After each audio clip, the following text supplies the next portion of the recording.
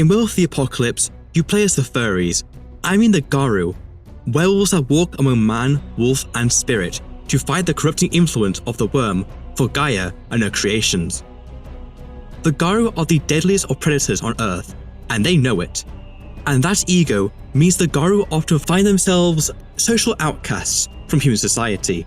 But this also means that Garu find their tribe's acceptance and inclusion that much more worth fighting for. But times aren't easy for the werewolves, as these are the last days on Earth. The Garu can only prolong the inevitable before they must prepare and face annihilation with the rest of their monster kind. As a player, you must partake in the war for the world itself, a war that started aeons ago, a war against the worm, who uses the evils of mankind to spread its tainted influence.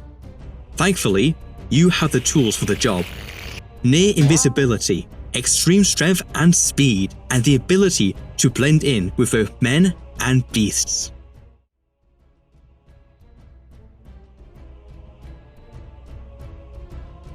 Werewolf the Apocalypse is another combat-focused playbook, but unlike Hunt the Reckoning, it has vast amounts of lore and story potential, and combat isn't just about survival or hunting. It will often be about serving a greater purpose for Gaia, your Garu tribe, and your Sept. The lore in WTA is both wide and varied, to the extent that it arguably rivals VTM's lore. This is due to the fact that Werewolf is the second most popular playbook in the World of Darkness setting, so if you want to get inspiration as a storyteller, there will be plenty of options. The Garu are the definition of morally complex monsters in the World of Darkness, as while their ideas are great on paper, they go about achieving their ideals in ways that show a more bloody and grim dark side of the World of Darkness over the usual gothic punk found in VTM.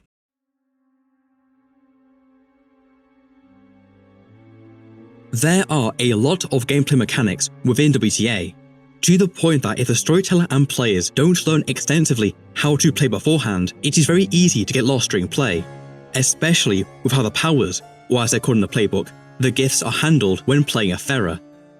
You also have 5 forms, on a scale of man to beast, that you need to remember. But only 2 are actually useful, and another is situational at best. The other 2 are so niche that they're kinda useless outside of roleplay for the storyteller. While VTM has a sea of lore to dive into, it technically isn't necessary for play. However, in Werewolf the Apocalypse, you do not play as a human turned to a beast.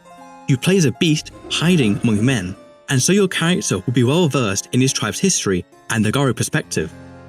What this means is that in order to play, the lore must be read and understood. This is because of the tribalistic nature of the changing breeds, as werewolves are tied to their fight against the worm, which is unlike vampires, who may just be some random guy who was embraced because their sire thought it would be funny.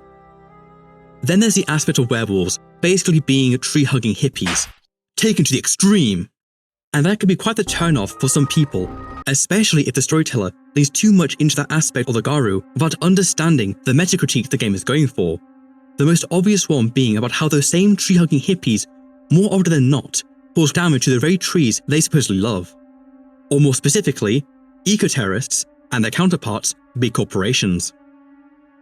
While early WTA does condemn the hippies for their nonsense, some of the lore written later on can come off as more pro-hippie, especially in W5 thanks to the mentioning and biased politics of the writers in regards to real-world movements like Antifa or BLM, organizations that 90s White Wolf would have had no problem tearing apart 30 years ago, if not outright demonizing as agents of the worm.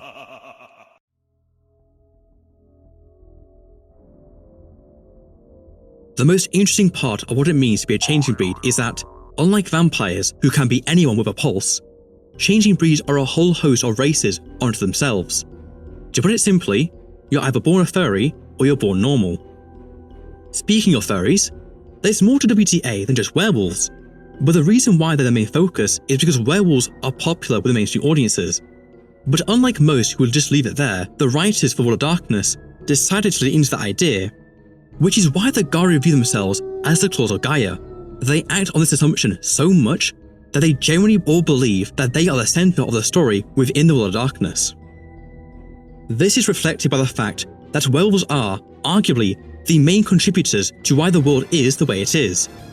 werewolves were the ones who forced humanity to create the social structures we had in antiquity because they slaughtered our ancestors. This got so bad and happened so often that humans developed the fight or flight response as a reaction to being hunted like animals and herded like cattle by the werewolves for so many years. But wait, there's more. No. The werewolves have also caused so much destruction to Gaia and reality that they have proven to be their own worst enemy. The werewolves have always claimed to be Gaia's claws, which is true, but they have probably done more damage to Gaia and themselves with those claws than the forces of the worm could ever dream of doing. The Garu are undoubtedly Gaia's biggest mistake. But according to my resident furry expert, that's all biased outsider talk, so I should now read from my state-approved script. Ahem. How do the changing breeds view themselves?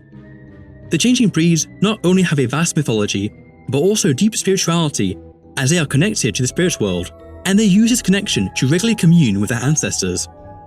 This practice is but one reason why the changing breeds mostly stick to places outside of human interest, like national parks, the sewers, or major areas untouched by human civilization.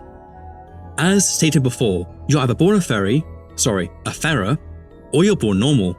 For the Garu, this meant paving a way for the Garu nation, which could be best described as a collective ethnicity of people spanning almost every major nation on Earth. Formed of 13, and now 12 as of W20, distinct cultural tribes who make up the many communal septs around a spiritually powerful cairn. It is a Garu's heritage, culture, and destiny to fight an eternal cosmic war against the worm. The worm is a great entropic force of decay and destruction that seeks the end of all that is within Gaia's folds. The werewolves innately cannot win this war, but they can certainly prolong it and fight to the last man. Now, what I'm about to read is state-sponsored conspiracy, so take it with a grain of salt. It says here that humanity were originally lizard people. The evidence is that werewolves used to have a powerful humanoid form based off of a race of lizard people who ruled the world before humanity. But when humanity showed up, the lizard people died out, and instead of going from wolf to lizard, they went from wolf to human.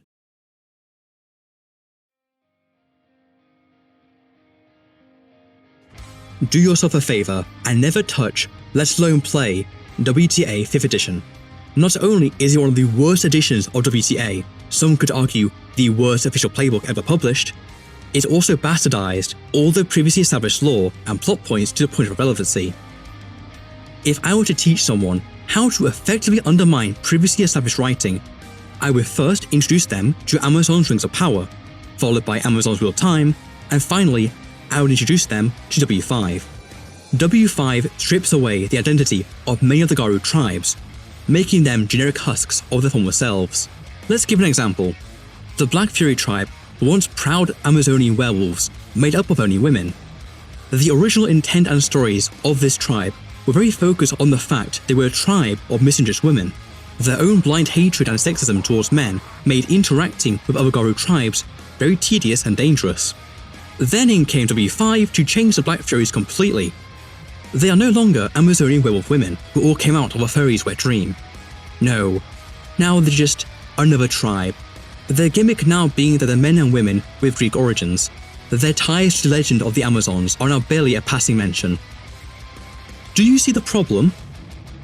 The core faults and unique selling points of this tribe have been completely stripped away, which is both ironic and hilarious from a meta point of view. Now imagine the same stripping away, but for every single Garu tribe. But there's arguably one greater sin that W5 commits, and that is making WTA extremely nihilistic and defeatist. Nihilism is one of the Garu's greatest foes, as it is a force the worm feeds on, and nihilism actively prevents the Garu from doing their jobs of stopping the worm. So when every werewolf is written to be a nihilist, it really brings into question how the hell they've ever continued their crusade against the worm for so long. It doesn't matter that this is the so-called era of the apocalypse. The werewolves never go down without a fight. That is why they are Gaia's claws. It's why they were created in the first place. And it's why so many of their scenarios involve a major battle of some kind. While there's a lot to be angry about, I'll stop here and simply say, don't play W5. W20, however, is another story entirely.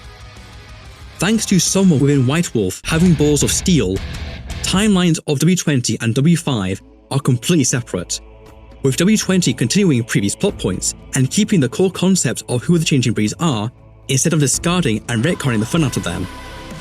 But be warned, the biases of modern writers are still present, and almost all nuances of the worm being moral corruption instead of just physical corruption have all been pushed to the wayside.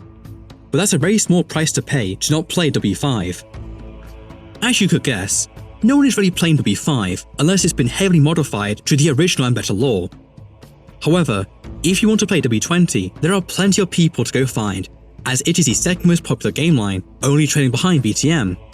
And while, yes, it will require a lot of lore knowledge from both players and storytellers alike, there are plenty of videos on YouTube to help you out, and it shouldn't be too difficult to find a wealthy apocalypse storyteller out in the wild either, as this is a popular game line.